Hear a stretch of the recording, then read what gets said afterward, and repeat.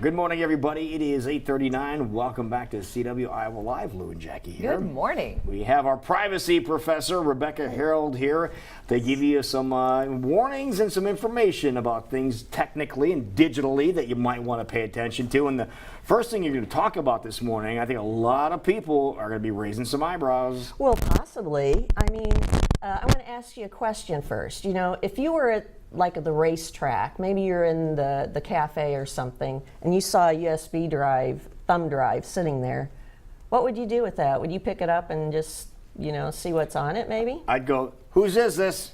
Okay. Mine, thank you. But you wouldn't stick it in your No, computer? no, Okay, no, good. no, no, no. Good, I good. wouldn't just put it in my computer, no way. Your USB drives that you find or that are not packaged, those are like toothbrushes. Don't stick them in your computer if they're not wrapped. I mean, you wouldn't brush your teeth with a toothbrush. Somebody right? else's toothbrush. Yeah, but amazingly, USB drives are very susceptible to people doing that. I have a friend who's a researcher, and he did what's called the honey stick project a few years ago, and he put out around 200, I think, different USB drives in restaurants and libraries and airports, hotels. Just laying them randomly. Laid them randomly, and they had some software application on there to see how many people would then stick them into their computer. It would actually then send him a notice back to where he was, so he could track how many actually would stick them into their computer.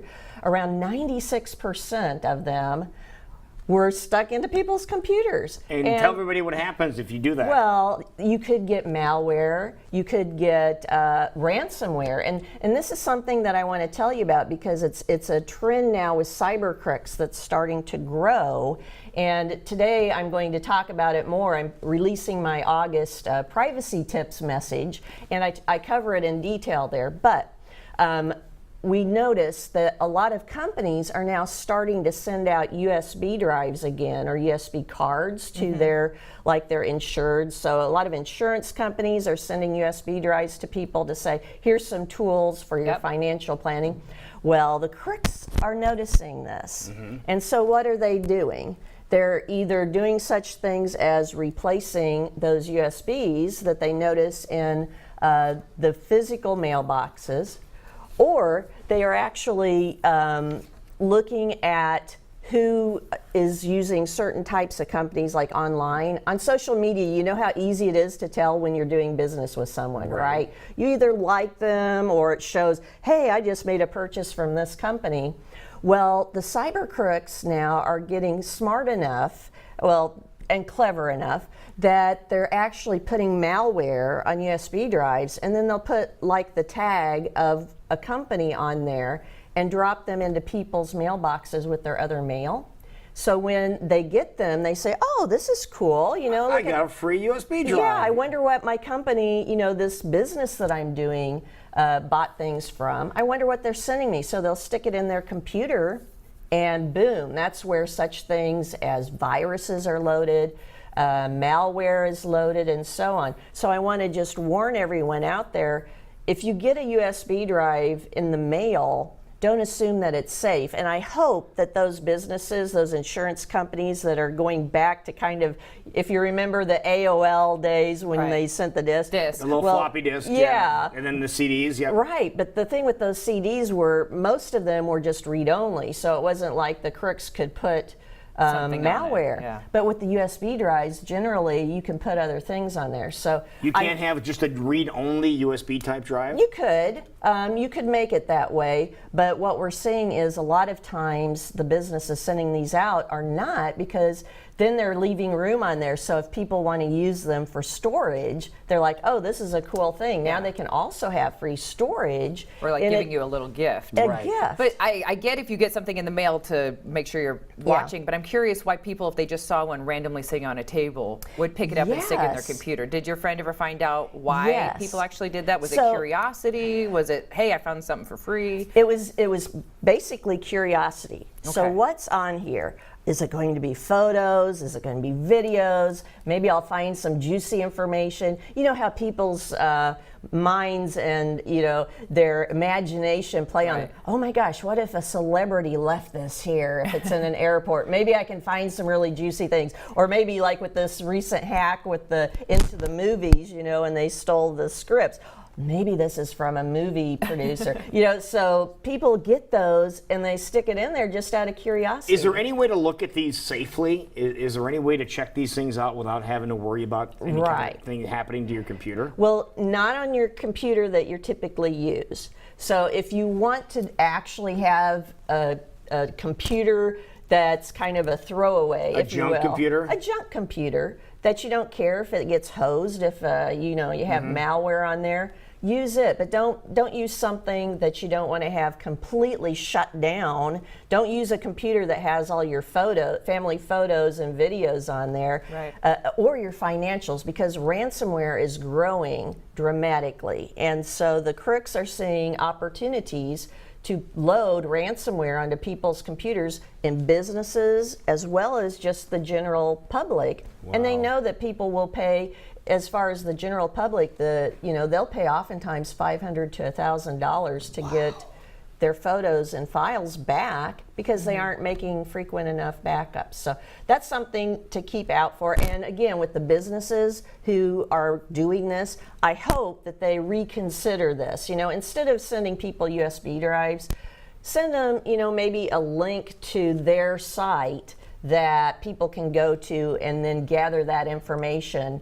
They'd save in postage anyway, I'd imagine, because you don't have extra weight there. Jackie hit a very valid point, though. When you get that USB drive, that's free storage. It's free storage, yeah. And that's, I think, what is, the marketing folks at these businesses that are sending them out, that's what they're probably thinking. Oh, they'll and they're probably getting them really cheap, too. Oh, yeah. You can get them so cheap just, yourself when you go to the store now. So storage is cheap. So that's something definitely to stay aware of. All right, so what else should we be keeping our eye on today? Well, and also a lot of folks you have like Alexa or Google Home, all those different. No way. No way. And why is that? I am not putting that in my house. I do not want some device in my house that is on listening to everything I say or everything I do. And that is a very good reason why. Because even though they say, oh, well, it only starts recording after it hears a trigger word. Well, to hear the trigger word, it has to be listening and recording.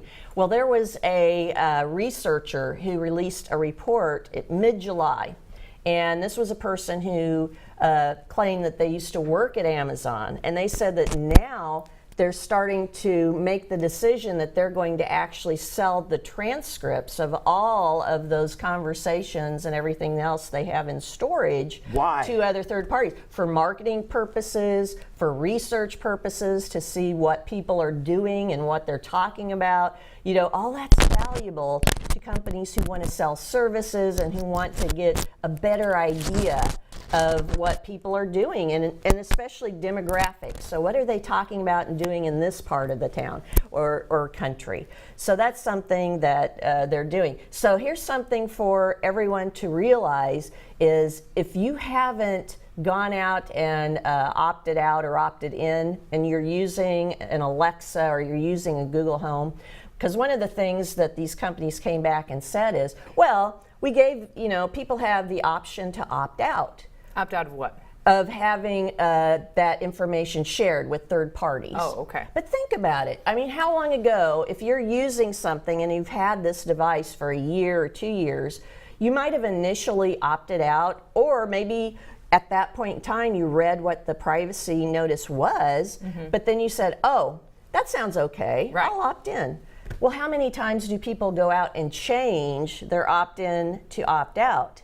Not very often. And how many people really read the privacy deal? Exactly. Seriously. So, and this is a huge change. So now all of a sudden, if you opted in because you thought it's okay if they're sharing, know that as time goes on, they're going to change how they share data with other people. So go out there. If you don't want to have your conversations being sold to others, go out and opt out of having that shared with third parties. Another thing is, if you have people coming over or you know that you're going to have something confidential that you're talking about, turn it off. Just completely turn it off. You don't need to have those devices on all the time.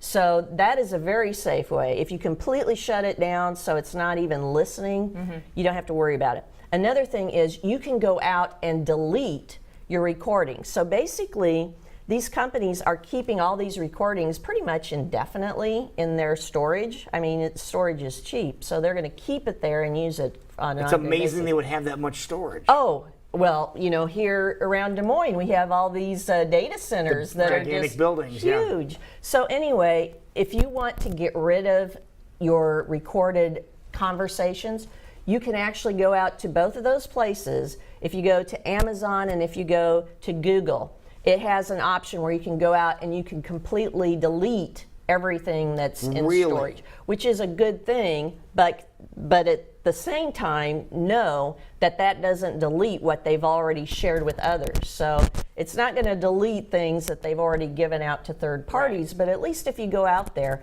and I recommend to people, if you're concerned about this and you forget to turn it off and you had somebody over and you talk about something very confidential, then go out there and immediately delete what you have out there. I mean, why do you need to keep that? Most people don't go out there to listen to what they said a week ago or so on. So that's purely more for It's like marketing. how long do you keep your answering machine messages? Yeah, except, you know, instead of having your answering machine like the old traditional ones where it was on a cassette tape, this is out there being in a huge vault of data. Big data analytics is being performed on it all the time. So that's another thing. And this is another issue that I talk about in my August tips, which I was mentioning to Jackie earlier. I've been publishing these free for everyone to learn about these since 2007. And, you know, it's like 10 years. And I didn't even realize that until this morning. It was like, this is 10 years. So what I need to do is start going through my archives that I've kept. And I've kept them locally, but I do have some on my website from 2009 on. I didn't start saving them until then. But I'm going to start looking at how we've changed from, 10 years ago to now. And one of the things that has not changed, can you imagine what that is? In 10 years with regard to what people do poorly? What's that? Oh, passwords. Passwords, yes. Good old passwords. That's Well, gonna be if around people want to forever. get your tips, since they're brand new for the month of Yes. August, where do they need to go? Yeah, so they can go out to my website, and you can go out to Simbus360.com. And if you can't find it, I need to make it easier to find from this one. If you can't find it, there's that little question mark on the home page. Click that and I will send you a link directly to it. Oh, you will? Okay. Yeah, or you can go to privacyguidance.com. That's my very first original website I set up in 2003 or so. So it's kind of an archive type site.